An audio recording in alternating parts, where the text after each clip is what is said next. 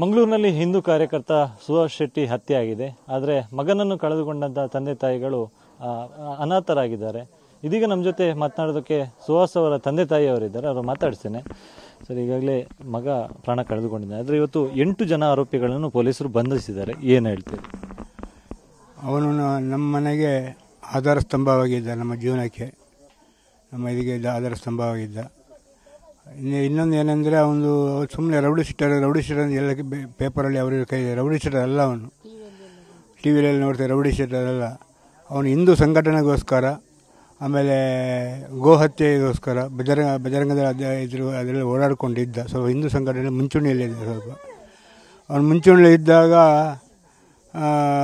ಸ್ವಲ್ಪ ಅವನ ಮೇಲೆ ಕೆಲವರು ಕಣ್ಣಿಟ್ಟಿದ್ದರು ಹೇಳೋದ್ರಲ್ಲಿ. ಆಮೇಲೆ ಅದಲ್ಲದೆ ಇದು ಅವನ ತಾಯಿ, ನನ್ನ ಹೆಂಡತಿ, ಅವಳು ಕೂಡ ಕ್ಯಾನ್ಸರ್ ಪೇಷಂಟ್ ಅವಳಿಗೆ. ಇಷ್ಟುವರೆಗೆ ಖರ್ಚೆಲ್ಲ ಮದ್ದು ಮಾಡಿದರೆ ಅವನೇ. ವಾರಕ್ಕೆ 1 ಸಲ 2 ಸಲ ಬಂದು ಔಷಧಿ ಕರ್ಕೊಂಡೋಗಿ ಮಾತಾಗೀತೆಲ್ಲ ನೋಡ್ತದೆ, ಅವನೇ ನೋಡ್ಕೊಳ್ತದ್ದು. ತಾಯಿ ಅಂದರೆ ಭಾರಿ ಪ್ರೀತಿ ಅವನಿಗೆ, ಎಲ್ಲಿದ್ದರೆ ಭಾರಿ ಪ್ರೀತಿ. ಮತ್ತು ಹಿಂದೂ ಸಂಘಟನೆ ಯಾವ ಸಮಾರಂಭಕ್ಕೆ ಹೋಗಿ ಮುಂಚೂಣಿಯಲ್ಲಿ ಮಾಡ್ತಿದ್ದ. ಆಮೇಲೆ ಇದಕ್ಕೆ ಕಾರಣ ಏನೆಂದರೆ ನಮ್ಮ ಪೊಲೀಸ್ ಇಲಾಖೆ ಕಾರಣ ಇರ್ಬೋದು. ಬಜ್ಪೆ ಪೊಲೀಸ್ ಯಾಕೆ ಅವನ